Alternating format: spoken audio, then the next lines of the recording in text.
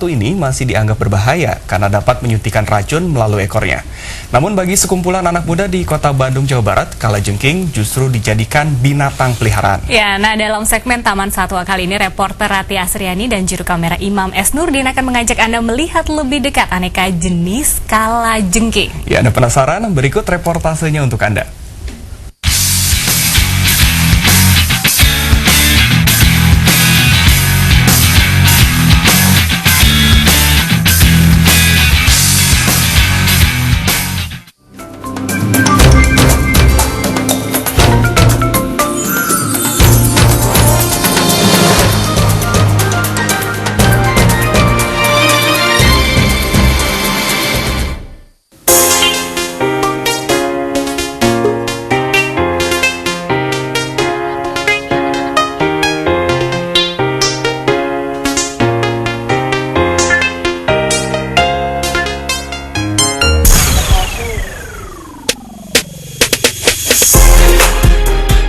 Anda pecinta binatang dan ingin punya hewan peliharaan yang beda dari biasanya, sepertinya Anda harus bergabung dengan teman-teman dari komunitas pecinta kalajengking ini.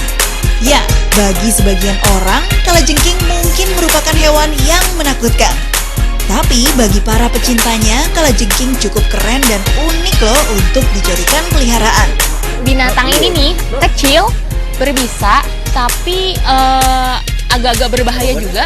Tapi justru teman-teman di sini suka sama keeksotikannya dan kecantikannya. Nih, salah satunya ini teman-teman dari komunitas pecinta kalajengking Indonesia. Kalajengking termasuk ke dalam jenis hewan beruas yang memiliki 8 kaki atau octopoda. Ada sekitar 2.000 lebih jenis kalajengking yang bisa kita temukan hampir di seluruh belahan dunia termasuk Indonesia. Kalajengking memiliki eksoskeleton atau kerangka luar yang keras. Selain itu, mereka memiliki capit yang cukup besar yang biasa digunakannya untuk menangkap mangsa. Di sekujur tubuhnya terdapat rambut-rambut kecil yang dapat mendeteksi sentuhan, perubahan suhu, serta informasi lainnya. Nah, ini dia yang membuat hewan satu ini masuk dalam salah satu jenis hewan berbisa. Sengat pada ujung ekornya digunakan untuk menyuntikkan racun. Dari ribuan jenis kalajengking, ada beberapa yang sangat berbahaya dan harus diwaspadai. Salah satunya adalah jenis Androctonus australis yang dapat dijumpai di Timur Tengah dan Afrika Utara. Kalajengking jenis ini paling banyak menyebabkan kematian pada manusia. Tapi Anda jangan takut dulu.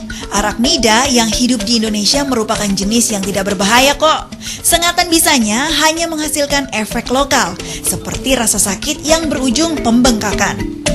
Tapi ingat, meskipun tidak berbahaya, pertolongan pertama terhadap orang yang tersengat bisa kalajengking tetap harus dilakukan. Caranya dengan membasuh bekas sengatan dengan air sabun hingga bersih. Kemudian dapat dioleskan balsam hangat. Nah, jika sakitnya tak kunjung reda, tindakan selanjutnya harus segera bawa korban ke dokter. Kalajengking yang bahaya sama yang nggak bahaya tuh gimana sih? Nah, biasanya secara umum kita lihat dari ininya, dari capitnya. Kalau yang capit kecil itu biasanya bisanya tinggi.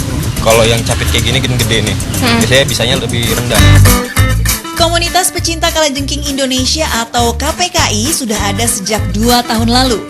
Hingga saat ini KPKI telah memiliki sekitar 200 anggota yang tersebar di seluruh Indonesia. Salah satunya gadis cantik yang satu ini. Widya Stuti sudah sekitar 1 tahun tertarik dengan kalajengking dan langsung bergabung dalam komunitas pecinta kalajengking ini. Perempuan kok sukanya kalajengking? Gak takut apa ya?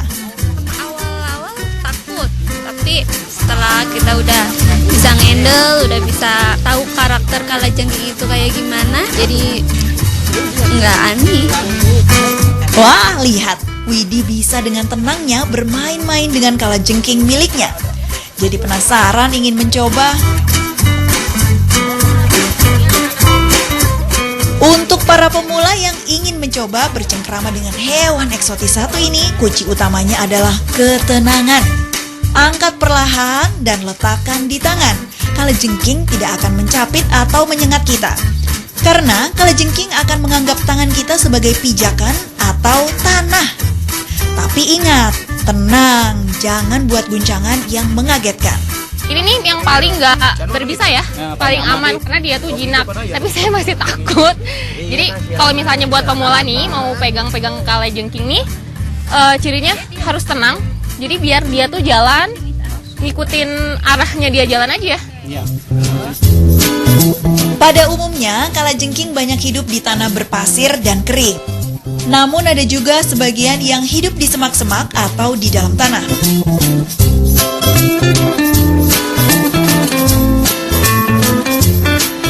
Sebagai koordinator komunitas pecinta kalajengking Indonesia, Seno Arifansyah juga memelihara beberapa ekor kalajengking.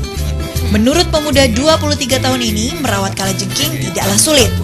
Media tempat kalajengking biasa berkembang biak adalah kokopit yang berasal dari serbuk sabut kelapa. Jika tidak ada kokopit, boleh dengan bahan apapun asal dapat menjaga kelembapan untuk si kalajengking. Berbeda dengan hewan lainnya, memberi makan kalajengking tidak harus setiap hari.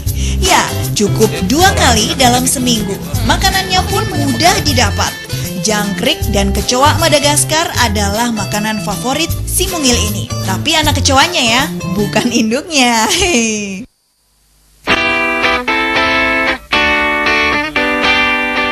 Selain sebagai hobi, Seno juga melakukan pengembangbiakan kalajengking. Cara mengawinkan kalajengking cukup mempertemukan si jantan dan betina dalam satu tempat. Ketika kawin, kalajengking akan melakukan sebuah ritual tarian. Saling berhadap-hadapan, capit bersatu, lalu maju mundur. Kemudian si jantan akan membuahi si betina. Kalajengking termasuk hewan ovovivipar, yakni bertelur dan melahirkan. Oh ya, kalajengking juga termasuk hewan yang menghasilkan banyak anak loh. Sekali pembuahan, kalajengking bisa menghasilkan 30 ekor anak. Wow! Dan lucunya lagi, induk kalajengking akan menggendong bayi-bayinya usai melahirkan. Melihat peluang bisnis, pemuda asal Jakarta ini ternyata juga menjual kalajengkingnya secara online. Seno melakukan bisnisnya di sela-sela waktu santai kuliah. Sudah tidak terhitung kalajengking yang ia jual, yang pasti lumayan menguntungkan. Dari hobi jadi duit. Wah, luar biasa ya. Tuhan memang selalu menciptakan sesuatu dengan manfaat dan kegunaannya masing-masing. Kalajengking yang menurut sebagian orang adalah binatang berbahaya, tapi sebagian lainnya justru menjadikannya sahabat.